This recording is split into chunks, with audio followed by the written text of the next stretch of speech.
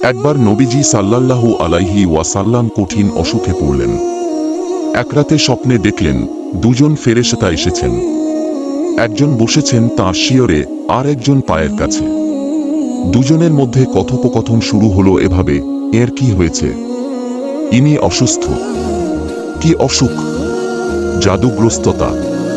কে জাদু করেছে? ইহুদি লাবিদ ইবনে আসাম। কিভাবে? চামড়ার ফিতায় জাদুমন্ত্র করে পাথর চাপা দিয়ে রেখে দেওয়া হয়েছে অমুক কূপে। যাও সেটিকে বের করে আগুন দিয়ে জ্বলিয়ে দাও।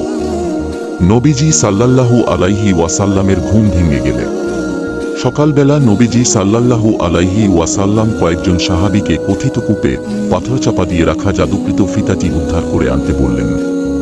দেখা গেল ফিতাটির মধ্যে একটি সুতা পেঁচানো রয়েছে। সুতাটিতে রয়েছে এসারাটি গিট। এ ঘটনার প্রেক্ষিতে সূরা ফালাক ও সূরা নাস অবতীর্ণ হয়েছে। সূরাদ্বয়ের আয়াত সংখ্যা 11। নবীজি সাল্লাল্লাহু আলাইহি ওয়াসাল্লাম একটি করে আয়াত পড়তে লাগলেন। সঙ্গে সঙ্গে খুলে যেতে লাগলো একটি করে গিট। সূরা দুটি শেষ করার সঙ্গে সঙ্গে সমস্ত গিট খুলে গেল। ওদিকে নবীজি সাল্লাল্লাহু আলাইহি ওয়াসাল্লাম অসুস্থ হয়ে উঠলেন।